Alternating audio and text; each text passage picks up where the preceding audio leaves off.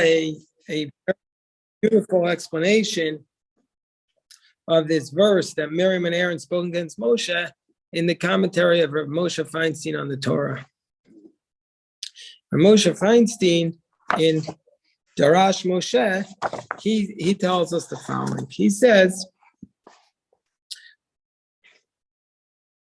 Miriam and Aaron knew that Hashem agreed with Moshe. It's obvious that God was agreeing with Moshe, because if God didn't agree with Moshe, God would have told Moshe. So Miriam and Aaron knew that Hashem Yisbarach agreed with Moshe that he had to move his tent away from his wife. So the Rav Moshe Feinstein points out that the commentary on the Talmud, the Tosafos, suggests that they were upset that because they suggested actually Moshe had made the decision, and once Moshe made the decision, God agreed with Moshe, because God will allow a man to walk down the path that he wants to walk on.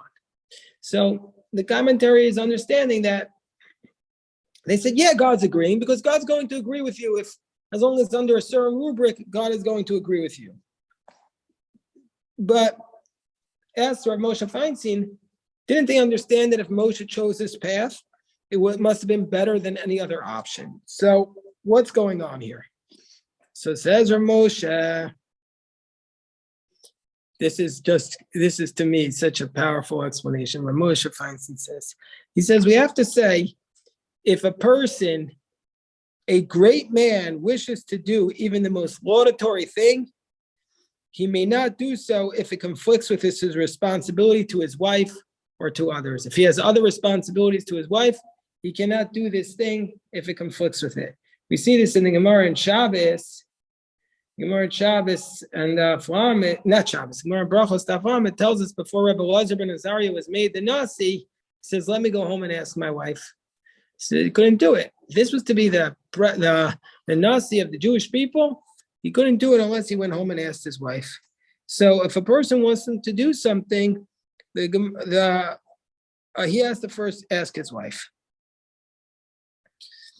So one time they brought this question to the Chasam Sofer, the 18th century Pressburg, and they said to the Chasam Sofer, is a man allowed to take upon himself certain stringent religious behavior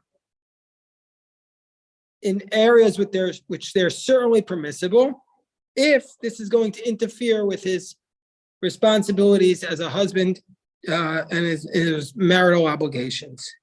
So the Chasam Sofer's answer to that question was that since his wife knew she was marrying a Torah scholar, and she knows that Torah scholars often take upon themselves more stringent approaches, she definitely knew that the likelihood of such behavior in his life, and she agreed to get married. So she implicitly agreed to live a life where she was marrying somebody who's going to be very, very pious, and so therefore she has no right to object to his piety.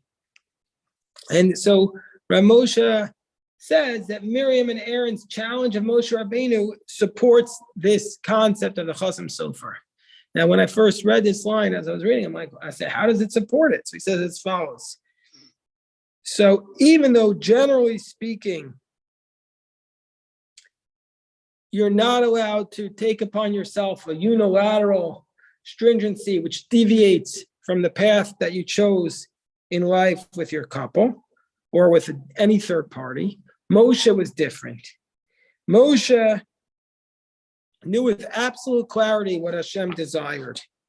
And so therefore, this is what Miriam and Aaron meant when they said, did Hashem not speak to us as well? Because what they're saying is, if all the prophets separated from their wives, then we could understand how you would have the right to separate from your wife, because that's the basic understanding, that all prophets can separate from their wives. But since Miriam and Aaron did not do so, then it's not accepted, generally speaking, for prophets to separate from their wives. So you have no right to separate from your wife because it's not the normal way of doing it. So you're taking upon yourself this extra pious behavior, supererogatory pietistic behavior, but you have no right to do so because you're deviating from the normal way in which people act. But Moshe Rabbeinu said back to them, no, this is not optional in my case, but it's obligatory. I'm not taking upon myself an optional religious behavior. I'm taking upon myself required behavior based upon the manner in which Hashem interacts with me. And certain times, if a person is on such a level, he doesn't have the ability to say that this is optional. So Moshe Rabbeinu says, I have no option. And Rav Moshe Feinstein cites an example of a rabbi from the Talmud who his workers were carrying his wine barrels, and the wine barrels broke, and he was told not only does he not allowed to sue them for damages, but because he's a Torah scholar, he also has to pay them their daily wage. And so we see from here that what Rav Moshe Feinstein's approach to this is that Miriam and Aaron were saying to Moshe, you can't just make this unilateral decision to take upon this optional religious behavior because nobody else who's a prophet acts like this. And Moshe Rabbeinu says, yeah, but I'm different than all the other prophets. For me, it's not optional. For me, it's mandatory.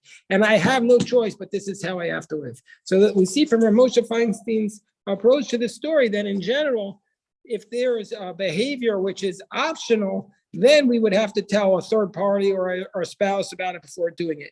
But if it's mandatory, then we are allowed to do it. We don't have the option. We're not required to get their input into it or their acquiescence. That's Rav Moshe Feinstein's interpretation of this story. Hold on one second.